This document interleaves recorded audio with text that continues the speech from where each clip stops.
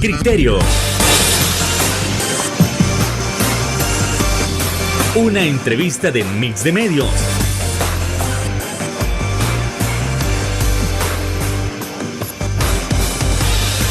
Que aborda frontalmente los problemas de El Salvador con los verdaderos protagonistas y plantea soluciones.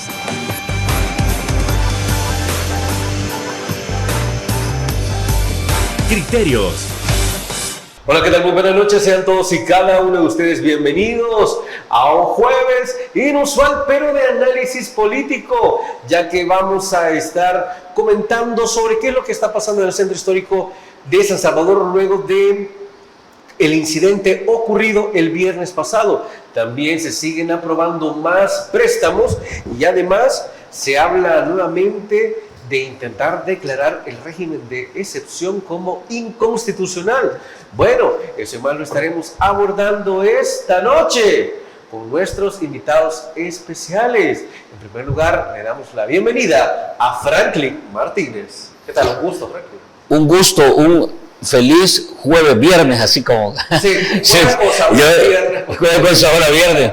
Sí, ahora vamos a estar un día antes, pero siempre es un gusto compartir con ustedes un punto de vista sobre lo que está sucediendo en el país. Gracias por invitarnos y un fuerte abrazo y saludos a Juan José. ¿Qué tal, Juan José? Buenas noches, también le damos la más cordial bienvenida. Bueno, buenas noches, Fernando, Franklin. El saludo a las personas que nos sintonizan a esta hora y bueno, pues nunca es mala idea hacer un análisis jueves, ¿verdad? Para romper, digamos, la tradición de los viernes. Tal vez ahora no se va el audio. Está difícil. Cambiamos de día ya. Está difícil eso. Bueno, pero no quiero comenzar sin antes enviar un gran saludo a una de nuestras compañeras de Mix de Medio que estuvo tiernita el día de ayer, pero como pues saben que los miércoles no hubo criterios, pues de igual manera la felicitamos. Ahora hablamos de nuestra editora Daniela Carolina Argueta, así que le envío un gran abrazo y que sepa que es parte muy pero muy importante de la familia de Mix de Medio. Le enviamos un gran abrazo y recordándola que le queremos muchísimo. Así que vamos entrando con este primer punto, Franklin. Hablamos de seguridad, hablamos de justicia. La semana pasada se puso en duda sobre la plena seguridad que ofrece el centro histórico como emblema de turismo y como emblema de esa parte de San Salvador, o para muchos pues, de todo el país, que ha cambiado. Esto plantea cierta duda sobre la seguridad.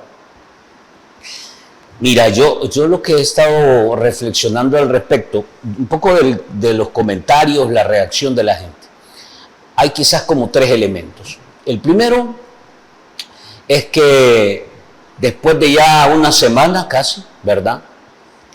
El aparato de gobierno decidió manejar esto de manera opaca, a espaldas de la gente. ¿Con hermetismo? Sí, decidió silenciar el tema, esconderlo y poner en la vitrina una especie de montaje armado.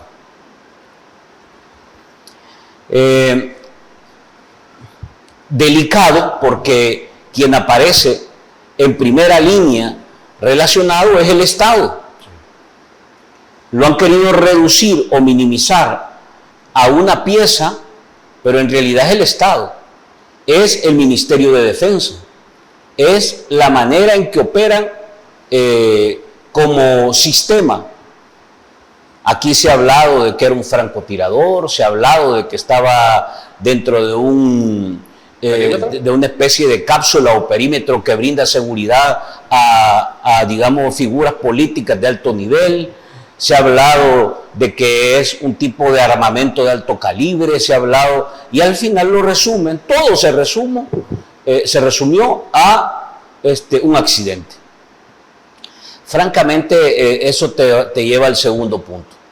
La manera en que se manejó y lo que han presentado, simple y sencillamente, te deja claro que no está hablando en serio este gobierno. Muere una mujer chalateca, de familia humilde, no hay claridad tampoco de qué tipo de resarcimiento hubo hacia la familia, se manejó este tema también de manera hermética y yo creo que también con muy poca sensibilidad humana. ¿Por qué? Se desmonta un pequeño y simbólico memorial que se le había instalado en la acera a Jessica Solís. Se desmonta por parte del CAM.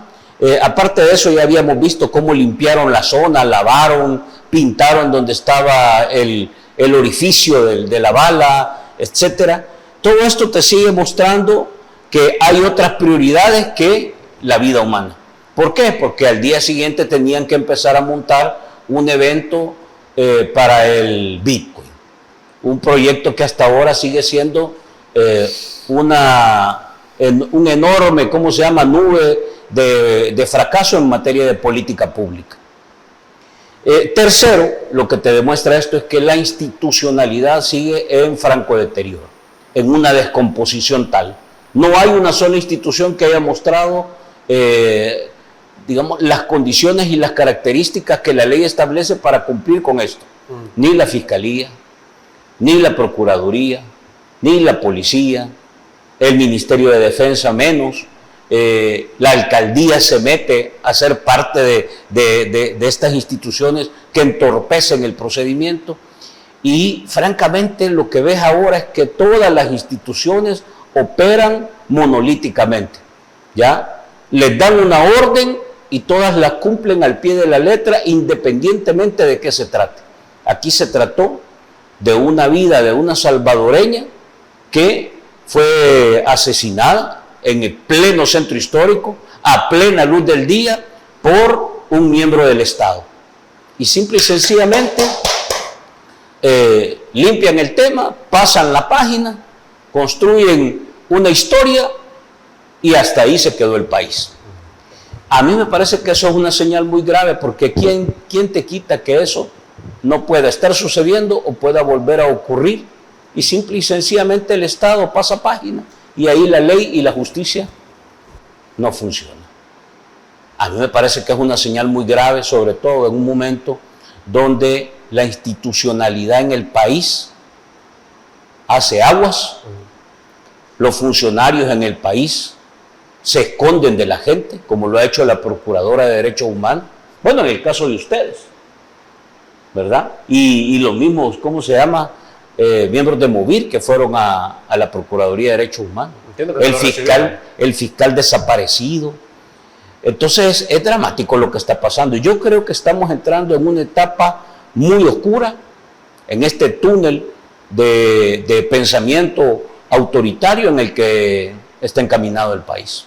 A ver, Franklin, pero también estamos hablando que fue en el centro histórico de San Salvador y la gente, por una parte dice, mire, a los militares pues no hay que tenerles mayor temor, pero luego que se da este incidente, si es que fue un accidente, dicen sí, ellos. Claro, tal cual, la gente ha comenzado a emitir otro tipo de comentarios y de forma bastante burlesca aparecen en las redes sociales y escriben comentarios como de que, mire, vamos al centro histórico, pero agua con los tiros. Yo creo que esa es una forma... La idea es la seguridad. No, yo creo que esa es una forma irónica de la población de expresar su desconfianza a este aparato institucional. Esa es una manera de decirlo, es decir, tú hablas de seguridad, pero nosotros lo que vemos es inseguridad. Tú hablas de que todo está controlado, pero nosotros lo que vemos es que puede morir una mujer sin deberle nada a nadie a manos del Estado. Tú hablas de justicia y un país donde se proyecta la mayor felicidad del mundo y tranquilidad, y nosotros lo que vemos, dice la gente, la población con este tipo de expresiones, es un país donde no hay ley y se aplica un formato de justicia a la medida del que está en el poder. Entonces yo lo que... Ahora, ¿qué hilo nuevo aparece de esto? Y no sé si en esto también coincide Juan José. Es que el tema del militarismo en el país se pone sobre la mesa. Y entonces te dicen, aquí hemos visto a un nuevo formato de empezar a poner militares en instituciones que deberían tener una función de desarrollo social y enfoque social, como educación. Pero ya pusimos al primer militar ahí. Y ahora lo que vos ves es que los militares están relacionados a este tipo de operaciones. La gente empieza a ver que el papel de los militares no solo está rebasado, está asumiendo roles y competencias que debería de asumir la Policía Nacional Civil, sino que la Policía Nacional Civil prácticamente va desapareciendo de la agenda de seguridad pública. Y el enfoque autoritario que conduce el país está dándole más autoridad a los militares. La gente tendrá que valorar si un militar para ellos, con un fusil a la par, representa la seguridad que el país puede proyectar. Hasta hoy, lo que yo estoy viendo, a partir de todo digamos, comentario, ¿verdad?, que se está moviendo a través de redes sociales, es que los militares están ubicándose en este momento como un reflejo de abuso, como un reflejo de inseguridad, como un reflejo de amenaza y como un reflejo de alerta social que puede seguir acumulando mayores niveles de presión a la olla ya de presión social y económica que está generando una alerta y, digamos, una reacción de la ciudadanía en el país. Bueno, y para continuar con el tema, vamos a conocer el análisis de Juan José, pero no sin antes irnos a nuestra primera pausa comercial. Regresamos aquí en Criterios.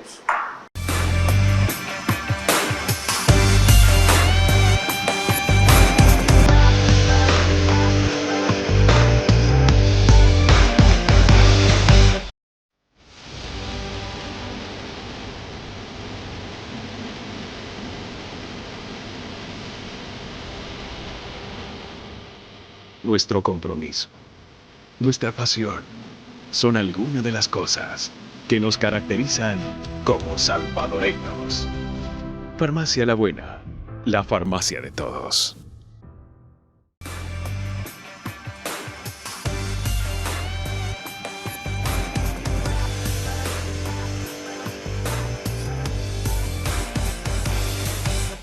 Gracias por continuar con nosotros y seguimos hablando del tema de la seguridad y los retos que plantea luego del incidente del centro histórico. Ya Franklin en el primer bloque hablaba al final sobre una especie de militarización, pero a ver, no podemos terminar de juzgarla, porque por una parte hay gente que menciona de que es totalmente necesario si se quieren mantener los niveles de seguridad en El Salvador, pero hay otra parte que menciona que esto ya no es necesario y que se le debe de reducir en cierta forma el poder a la Fuerza Armada. Pero ¿qué opina Juan José Ortiz?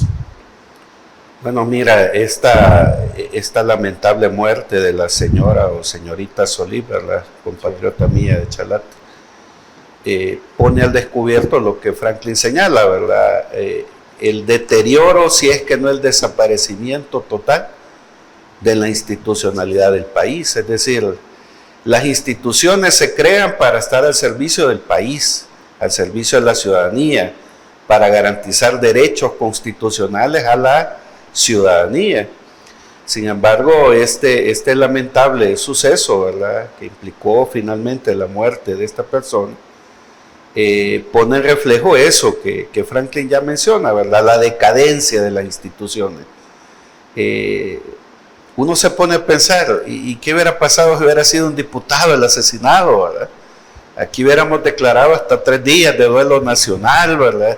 Y el fiscal lo hubiera montado una conferencia de prensa junto con el ministro de Seguridad y Justicia, el señor de la Fuerza Armada, ¿verdad? Es decir, toda la institucionalidad se hubiera puesto a funcionar. Sí. Sin embargo, hoy lo que vemos es un desprecio a la vida y más grave aún, un desprecio a la vida de una persona pobre, a un ciudadano común y corriente que solo andaba comprando. Que solo andaba comprando, a lo mejor visitando, porque le vendieron la idea de que el centro histórico es el lugar más seguro del mundo, según el gobierno, y paradójicamente ahora se ha convertido en el lugar más peligroso del mundo. Sin embargo, el desprecio llega más allá, Fernando. En menos de 10 días, pues, se da este lamentable acontecimiento. En menos de una hora intervienen instituciones a contaminar la escena del delito. Se involucra la policía, se involucra Protección Civil, levantan el cuerpo sin que la Fiscalía General de la República haga su trabajo, lavan la escena, pues es realmente dantesco ver, ¿verdad? Cómo llegan pipas a lavar, porque parece ser que el eslogan del gobierno es: el show debe de continuar. Precisamente esta semana, ¿verdad? Se está desarrollando ahí una actividad referente al Bitcoin, ¿verdad? Y daba pena pues ver ayer imágenes donde justamente donde esta persona fue asesinada, ya hay una gigantesca pantalla instalada con el objeto de borrar, ¿verdad?, del ideario de la gente que ahí pasó una desgracia, que ahí hubo un asesinato. Y entonces es muy conveniente ese discurso de que fue un accidente. La gente, ¿verdad? Yo incluso a Franklin le mencionaba en su programa de que me ha tocado estar viajando en autobús esta semana. Ha sido reconfortante, antropológico, digámoslo así, escuchar las opiniones de la gente. La gente da cientos de tesis, cientos de hipótesis de lo que pasó ahí. Y van a seguir surgiendo en la medida que el Estado salvadoreño en su conjunto no ha sido capaz de dar una explicación coherente y sensata de lo que ahí pasó.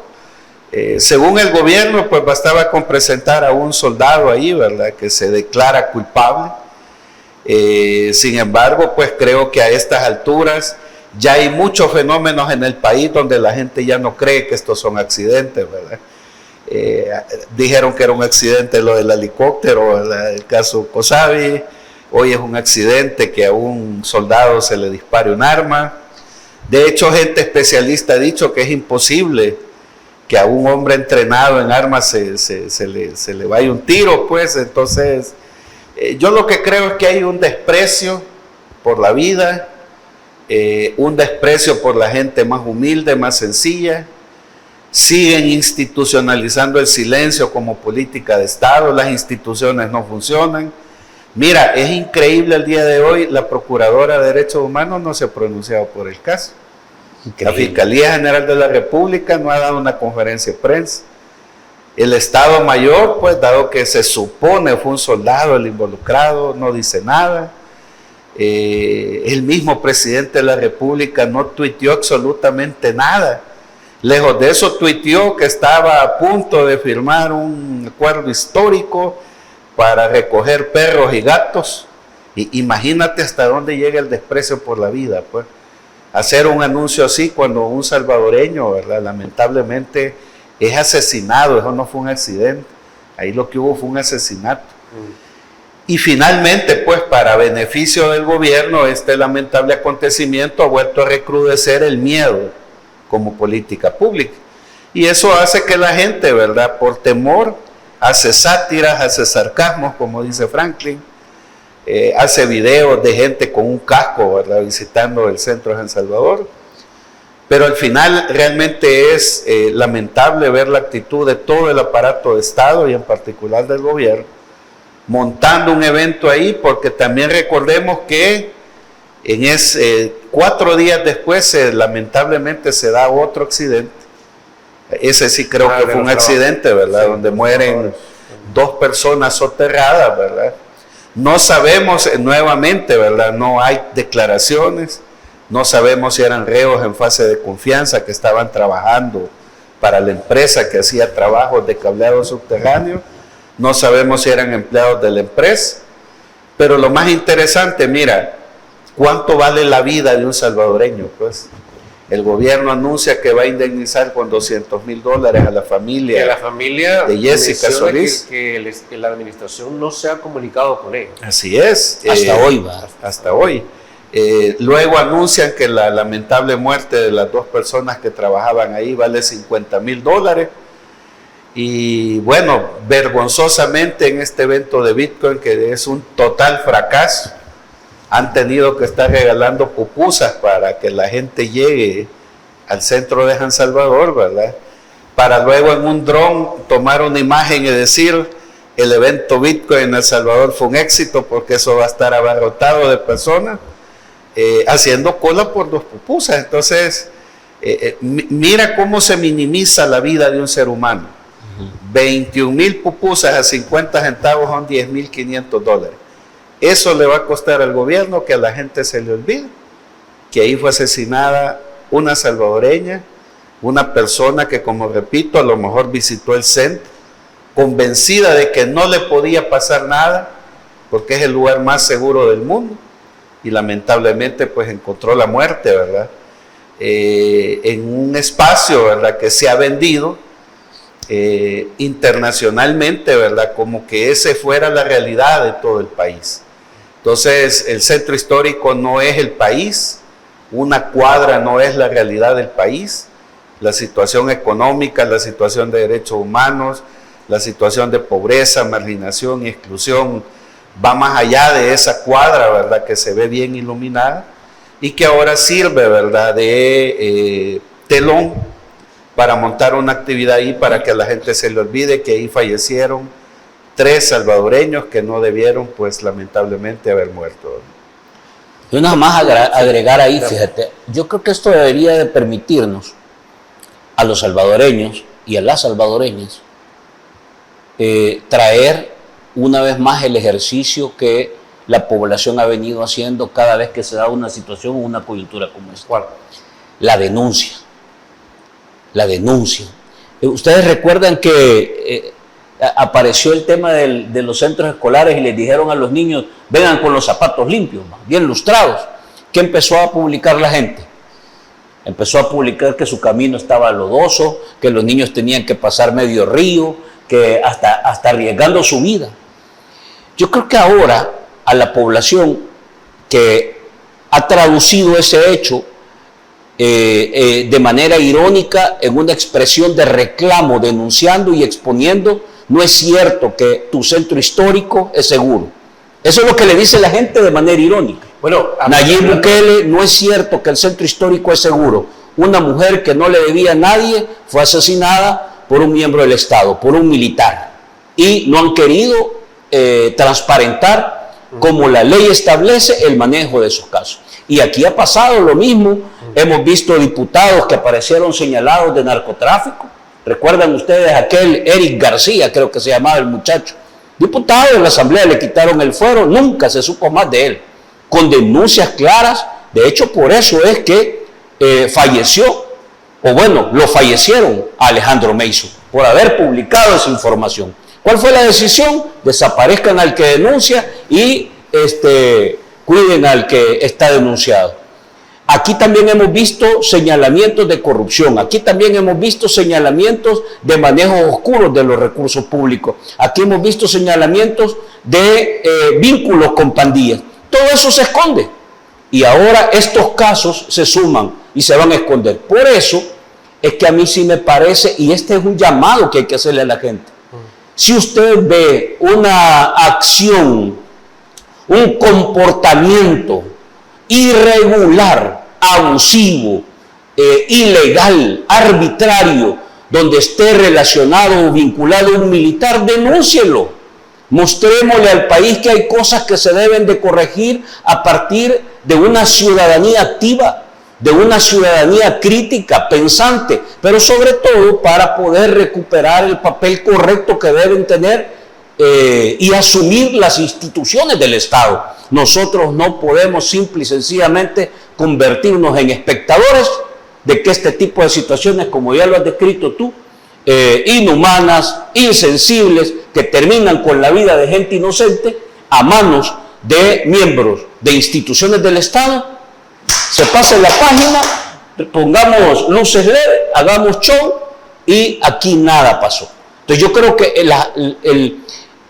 el reto y la tarea principal es de los salvadoreños. Y la denuncia a través de redes sociales es el instrumento que hasta hoy ha permitido señalar y evidenciar y además mínimamente corregir algunas cosas. Bueno, con eso nos vamos a ir a la nueva pausa comercial. No nos cambie. Ya regresamos en Criterios.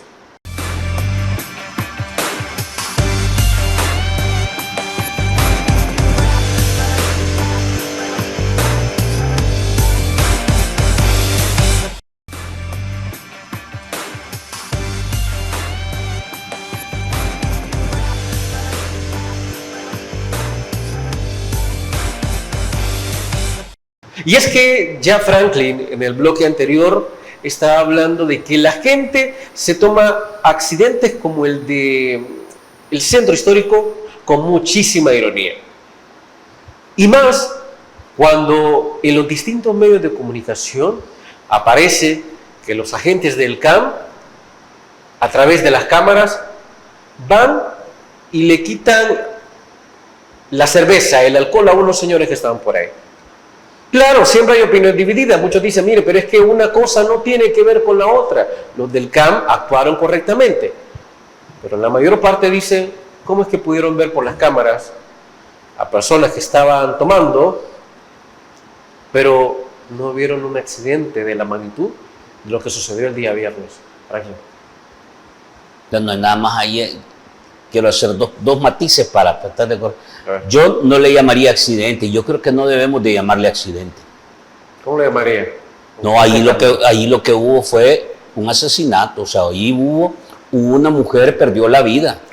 Y hasta hoy no ha querido ser aclarado. Entonces, yo le diría a la gente que no le llamemos accidente, ¿verdad? Segundo, es que a mí sí me parece que las cosas te funcionan cuando me convienen. Y eso es lo que yo te decía anteriormente. Ese centro histórico tiene cámaras por todos lados. Hasta en los baños. Por todos lados. Hasta los baños. Uy. Sí, por todos lados. Entonces, por eso es que la historieta que el aparato institucional ha querido montar es poco creíble. Y quieren verle la cara de estúpida a la población. Y la gente se lo está devolviendo con ironía. Y le dice, tu centro histórico no es seguro. Y no es seguro por la intervención que el aparato de Estado y el gobierno, a partir de cómo ustedes manejan las instituciones, está mostrando. Entonces yo creo que todo este cuento que manipula las instituciones, porque una alcaldía es una institución. Una alcaldía no es una oficina de tu empresa privada, donde vos la mandás a operar a tu antojo y a tu capricho. No, la alcaldía es una institución hasta hoy, según la ley. Otra cosa es que este grupo que está gobernando la cambie. Sí. Y las convierta en simple y sencillamente una oficina para ir a limpiar los errores, los fracasos y aquellas arbitrariedades que se cometen, como lo vimos en este hecho, donde la alcaldía se convirtió en una especie de actor que limpió la escena del crimen.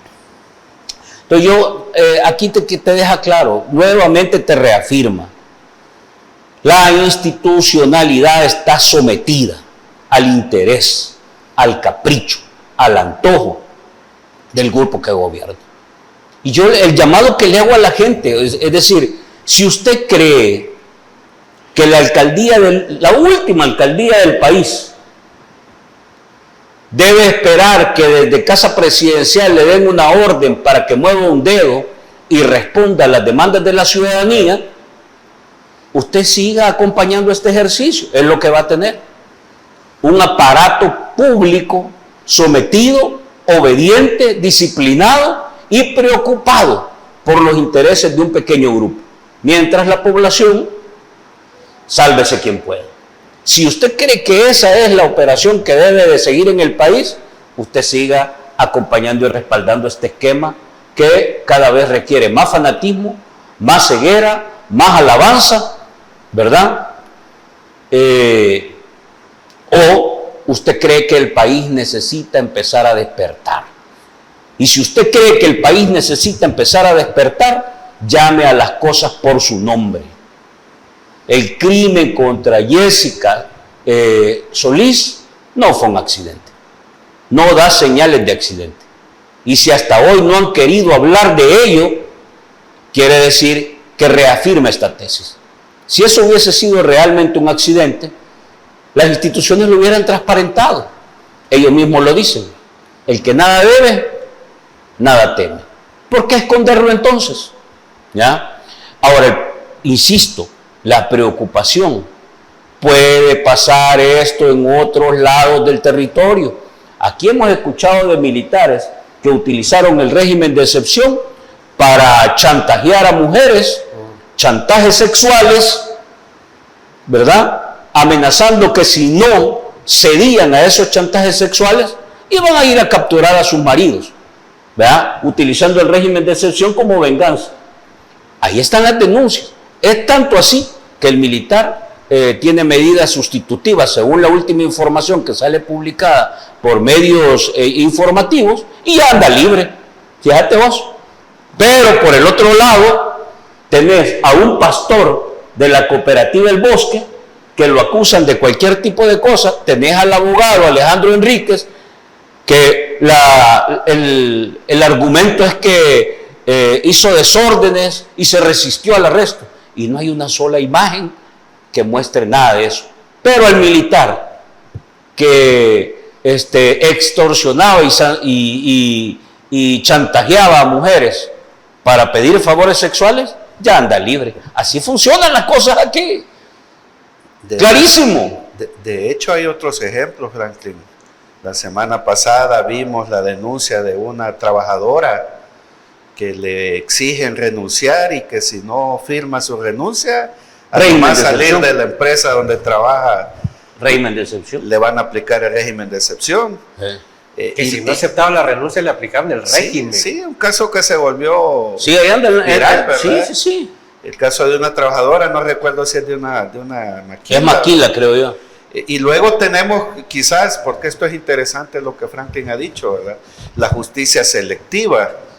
Esta misma semana hemos visto cómo el esposo de una alcaldesa, ¿verdad?, del oriente del país aparece involucrado, ¿verdad?, en una detención por una lancha de droga, ¿verdad? Y en menos de 24 horas está libre. Además que desmontan publicación, la Policía Nacional. Yo por eso me di cuenta, por la crítica que la gente le estaba haciendo a la Policía Nacional Civil, de que quizás no se habían dado cuenta de que el capturado tenía una relación amorosa con la alcaldesa de la Unión, creo que es la Unión Este, no estoy muy seguro, pero es una alcaldesa de Nuevas Ideas de la Unión. Y publican la foto del detenido con los policías a la par. Al ratito quizás les llamaron y la policía, fíjate qué chabacanada, así de chabacán es la institucionalidad ahora, borra la publicación, la elimina. ¿Por qué? Porque el que aparecía tenía relaciones con el partido de gobierno, Nuevas Ideas, tenía relaciones con la alcaldesa del partido de gobierno, Nuevas Ideas, y además estaba involucrado con una situación que hasta hoy no sé a qué nivel de profundidad lo habrán investigado. Pero ahí es donde te muestra que las instituciones simple y sencillamente van a proteger al mafioso y van a castigar al que denuncie. Esa es la regla que opera ahora en el país. Entonces, cuando vos ves, hay cámaras, hay testigos, hay gente que mira, eliminan todo eso, porque lo que hay que contar es una historieta. El problema es grave, porque eso que estamos diciendo está pasando a todo nivel. Fíjate que en este tema que tú tocabas aparece otra denuncia. Micro y pequeñas empresas que han venido trabajando para educación como proveedores de los paquetes escolares, simple y sencillamente son eliminados. No hay reformas en la ley, no hay ningún cambio, no hay absolutamente ninguna modificación a la letra. Pero ya lo modifican. ¿Para qué? Para que esos recursos y esos presupuestos que implican proveedores que den cuadernos, lo que son paquetes escolares, ahora se le van a dar a grandes empresas. Entonces, el patrón vuelve a aparecer, una institucionalidad sometida, obediente a los caprichos y a los intereses de un pequeño grupo que es el que está tomando las decisiones. Y apartan a todo aquel que simple y sencillamente no les interesa. Pequeños empresarios, comerciantes, vendedores ambulantes, civil que camina sin deberle nada a nadie en el centro histórico, son los que van a pagar los costos de un ejercicio político donde la institucionalidad está en una descomposición acelerada. Bueno, Con eso nos vamos a la siguiente pausa comercial. Ya volvemos aquí en Criterios.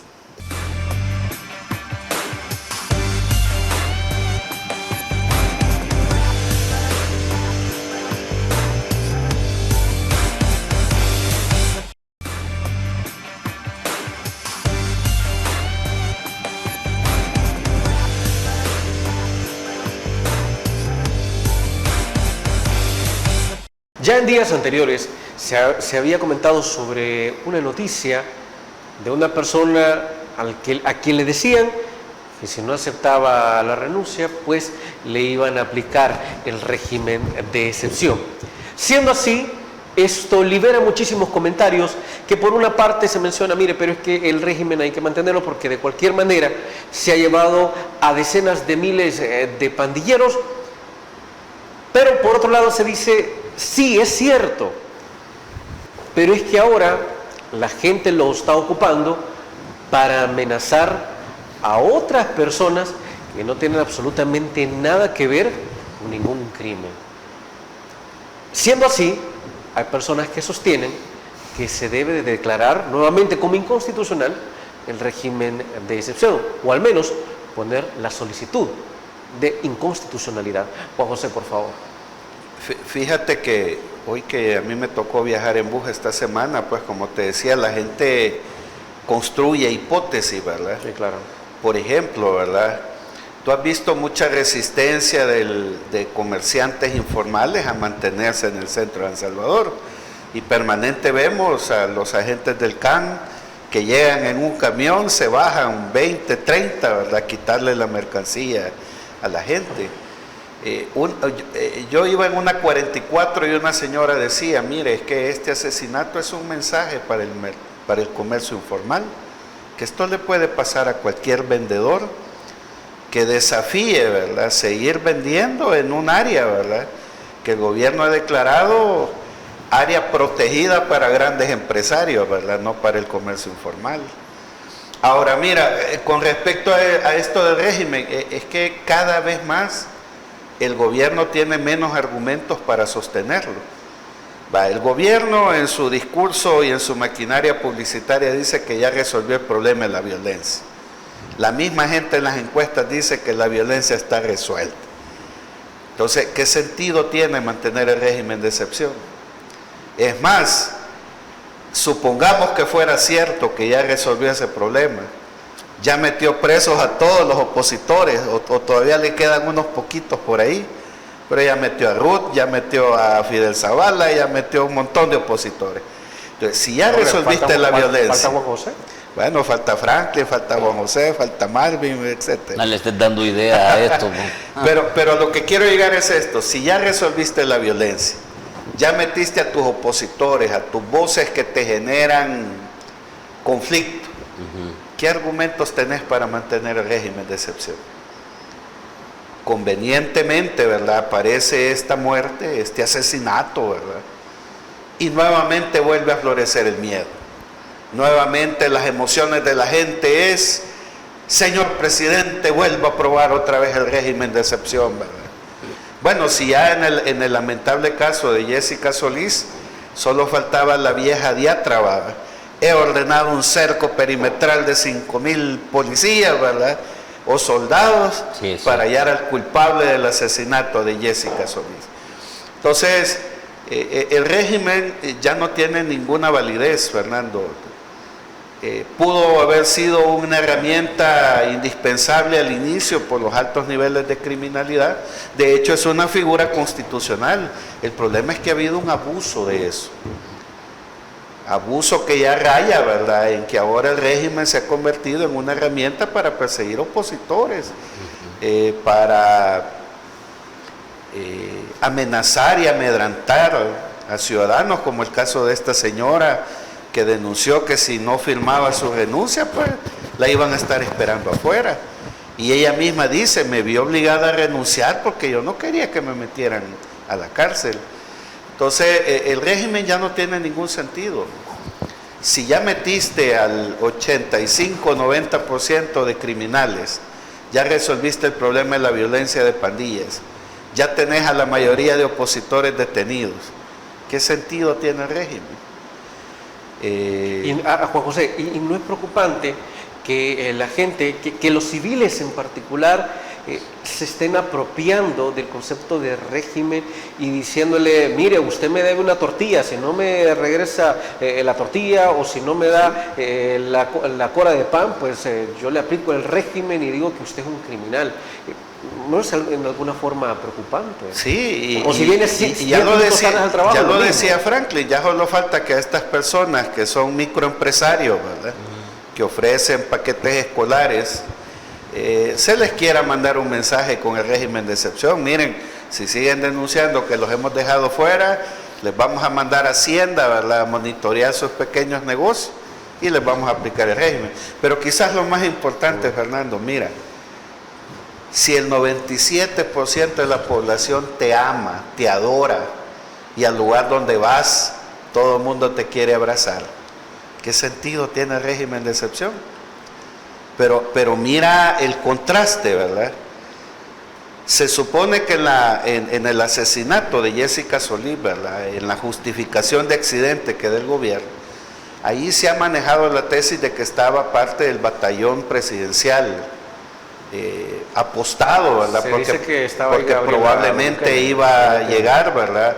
No sabemos si la primera dama o él o ambos, ¿verdad? Pero volvemos a lo mismo, pues, ¿qué sentido tiene que tú andes con 20 camionetas blindadas, con un batallón presidencial? Fuiste a inaugurar una escuela allá a Huayúa, y hasta para hacer un recorrido adentro de la escuela, cuando todo el mundo te está aplaudiendo, va un tipo ahí con una... No uno, van varios. Con una ametralladora recortada, ¿verdad? Llevas a Rambo atrás. Y hasta se ve un niño ahí queriéndole dar la mano, sí, ¿verdad? Y lo ignora. Sí. Entonces es totalmente absurdo, pues. Sí. Si a ti te ama la gente, ¿cuál es el temor de andar protegido? ¿Por qué tenés que andar 20 camionetas blindadas? ¿Por qué tenés que andar 60, 100 efectivos policiales custodiándote cuando el pueblo te ama, el pueblo te adora? El 97% de las encuestas, según él, todo el mundo se quiere tomar una foto con él. Entonces es totalmente contrastante, pues, que por un lado digas, el país acepta mi gestión, el país me adora, soy el gran líder que esta nación necesita, pero te comportás peor que el más fiero de los dictadores que la historia ha tenido. Te pregunto, es que esa pregunta que has hecho vos es importante y yo creo que la gente se la hace. ¿Qué será? Que Bukele está claro de que la gente ya no lo adora como la propaganda lo dice, o la otra, que es una hipótesis que ha aparecido, es que hay mensajes claros que están llegando. Se habla de narcotráfico, se habla de otro tipo de señales. Sí. ¿Qué crees tú que puede estar pasando? Bueno, yo diría, ¿verdad?, que vamos a usar aquella frase trillada que hacen las encuestas, y las elecciones fueran este domingo, probablemente el gobierno pierde el control de todo el aparato de Estado. Es decir, el desgaste y la erosión de la imagen de una figura construida a pura publicidad, a puras luces LED, a puras pupusas, ¿verdad? A puro café, ¿verdad? Se está deteriorando porque el hambre no lo podés disfrazar con luces LED. La pobreza, la miseria, la marginación ya no se pueden seguir tapando con eventos Bitcoin. El Bitcoin es un total fracaso. Entonces, a estas alturas ya no hay nada que pueda sostener el régimen de excepción. Pero casualmente aparece un asesinato, un robo, un pandillero detenido, y entonces ya nuevamente la gente vuelve a comprar la necesidad de que el régimen debe de mantenerse. Entonces yo pensaría, ¿verdad?, que como dice Franklin, hay varios mensajes. La población ya tiene hambre. Aquí se nos olvidan imágenes, Fernando. Yo te comentaba de una señora que fue detenida en un supermercado robando comida en un supermercado. Esa es la realidad del país. Sí, bueno, despidos en el sector público, ¿verdad? Entonces, como te digo, creo que el régimen, si bien es una figura que está contemplada en la Constitución, es una figura excepcional, no es una política pública permanente. Entonces, si ya resolviste el problema de la violencia, según tu discurso, el pueblo te ama, ya metiste preso a los opositores, ya solo queda Franklin, Marvin, Juan José y otros por ahí.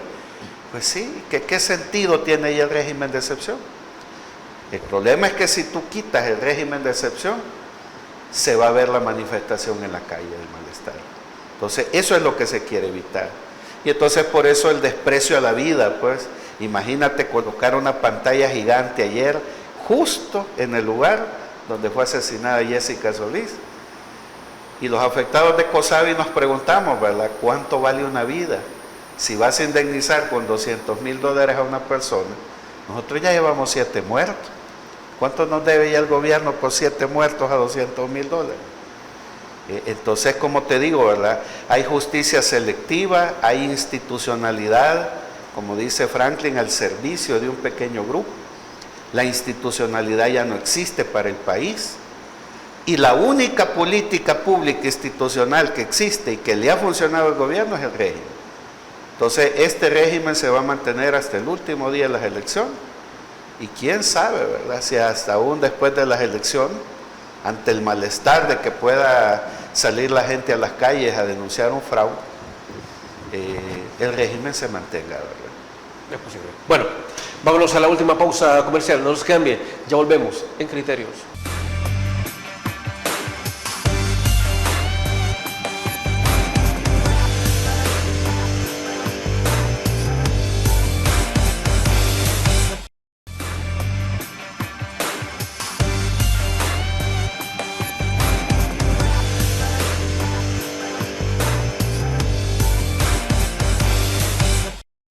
Y es momento de irnos con las valoraciones finales con respecto a la seguridad que afronta el país, si la gente realmente pues sigue confiando o comienza a tener ciertas dudas. Franklin, palabras finales. Mira, yo con esto del régimen de excepción, ya lo ha tocado, digamos, ampliamente Juan José, pero quisiera agregar,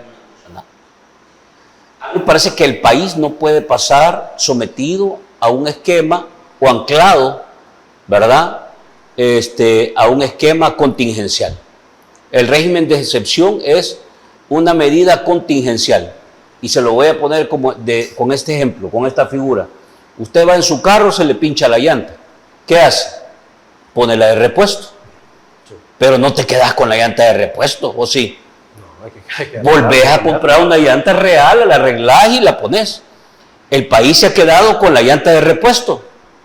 ¿Ya me entendés? Sí. El régimen de excepción es una medida contingencial que te sirve para atender una situación circunstancial de emergencia. Pero el gobierno ha decidido quedarse con la llanta de repuesto. Y yo creo que eso es limitado. Eso es tercermundista. Eso es ser país bananero, ¿verdad? Entonces, a mí me parece, y yo más que ya cuestionar al régimen o a Bukele, yo el llamado a las instituciones, a los profesionales de la ley, a aquellos que de verdad están pensando, a movimientos como Movir, por ejemplo, que me parece que es una organización con un enorme prestigio que ha construido, no solo nacional, sino internacional. Hemos visto que ha recibido reconocimientos de bola, ha estado recientemente en Alemania, en Europa, en España. Es decir, ¿qué es lo que deberíamos de hacer? Dejemos de lado el capricho de este régimen, porque a partir del régimen de excepción quiere someter a que la gente no tenga capacidad y libertad para pensar sobre un país que hay que construir. A mí me parece que el siguiente paso es que las organizaciones, los movimientos sociales, los profesionales, expertos de verdad en el tema de la seguridad, de la convivencia, de la criminalidad, podamos construirle al país una propuesta de política pública pensando en el horizonte y en el futuro, que supere a esta medida bananera de una operación contingencial. Eso es el régimen. No podemos quedarnos anclados eternamente a una medida contingencial en el país. Hay que pensar con visión de liderazgo y con visión de país que está viendo el futuro. Entonces yo llamo a las instituciones, a los movimientos sociales, a que este tema lo pongan sobre la mesa y en los próximos 4, 5 o 6 meses le presenten al país una verdadera política pensada en un país seguro. No en un país que se dice ser seguro, y a plena luz del día matan a una mujer con funcionarios o miembros del aparato del Estado. Entonces yo creo que el reto va por ahí. Y como este gobierno y este grupo político simple y sencillamente le da la vista al futuro, los que lo debemos asumir somos los salvadoreños. Así como lo está asumiendo ahora la Coordinadora Nacional para la Defensa de la Salud, poniendo sobre la mesa un tema relevante, clave, que es la salud tuya, de tu familia, de tu mujer, de tus hijos, de tu mamá, de tu papá, que tenga la posibilidad de ser atendido cuando se enferme, cuando caiga, cuando por alguna razón no encuentra medicinas o no las pueda comprar, encuentre un sistema público de salud que le responda. Porque la visión que hasta ahora se ha puesto sobre la mesa desde el análisis que han hecho los médicos y expertos en salud, es que hay un interés de convertir a la salud en otro negocio, para que un pequeño grupo haga plata y se la embolse. Si usted simple y sencillamente quiere quedarse quieto y después morir porque no tiene pisto, su problema. Pero a mí me parece que CONADESA está asumiendo una operación estratégica, un rol clave, y ojo, cada vez va ampliando su nivel de respaldo, su nivel de acompañamiento y su nivel, digamos, de articulación de otros movimientos que se van sumando. Entiendo que este fin de semana inicia un diálogo nacional sobre el tema de salud. Fíjate qué interesante. De hecho, hoy convocan frente al Ministerio de Salud.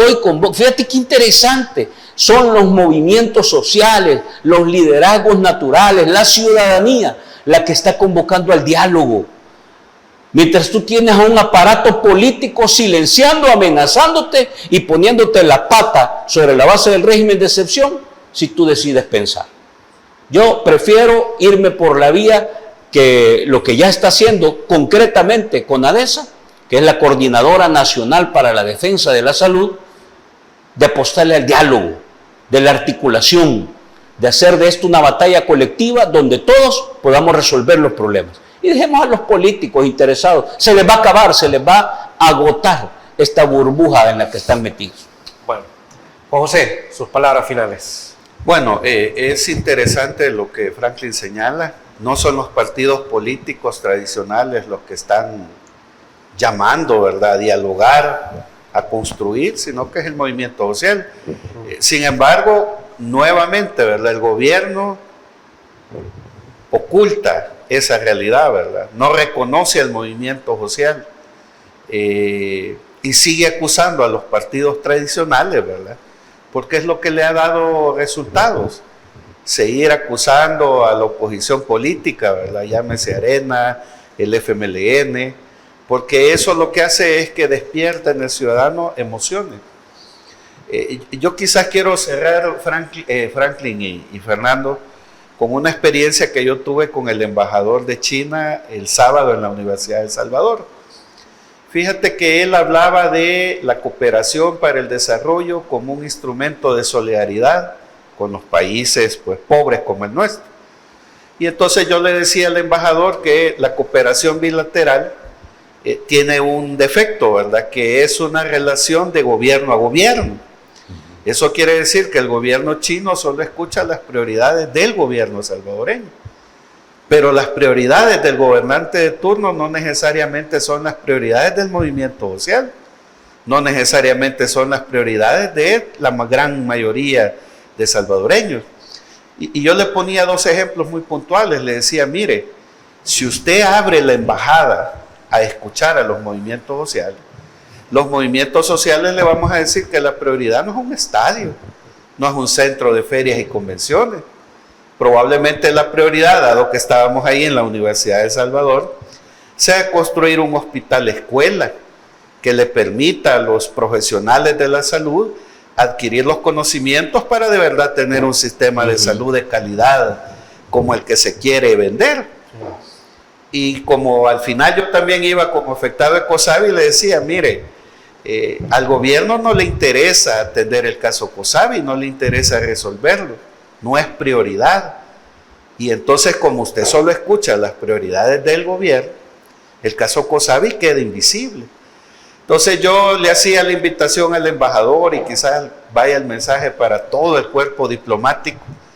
Entiendo pues la relación diplomática es de gobierno a gobierno, pero ya sería un avance importante que el cuerpo diplomático abra sus embajadas, escuche el movimiento social y que le trasladen al gobierno, ¿verdad?, las prioridades. Por ejemplo, yo le decía al embajador de China, ¿qué va a pasar el día que usted se reúna con Nayib Bukele y le diga, me reuní con estos movimientos sociales en la Universidad de El Salvador y me dicen que las prioridades son salud, educación, ayudarle a reparar esas 5,000 escuelas que usted ha prometido y nunca repara?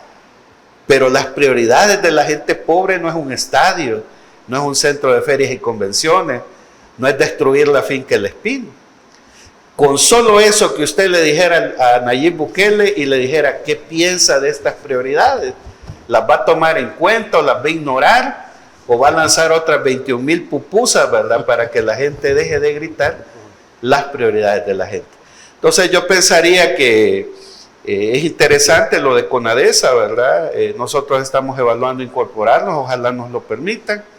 Y como te digo, el régimen de excepción ya no se puede sostener, más que como una herramienta de persecución política, ¿verdad?, muy peligrosa, porque prácticamente si el régimen se mantiene hasta el día de las elecciones y después de esto, vamos camino a los lamentables acontecimientos de las dictaduras militares que ya nadie quiere recordar.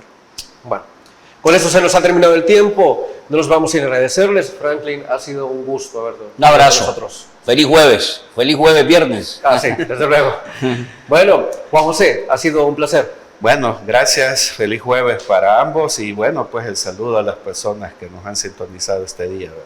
Bueno, amigos y amigas televidentes, gracias por habernos sintonizado una vez más. Recuerden, el criterio más importante en todo aspecto lo tienen ustedes. Descansen, feliz noche y feliz fin de semana. Criterio. Una entrevista de Mix de Medios.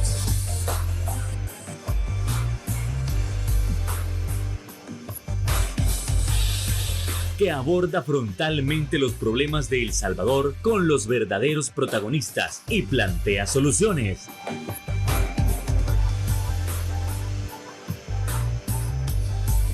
Criterios.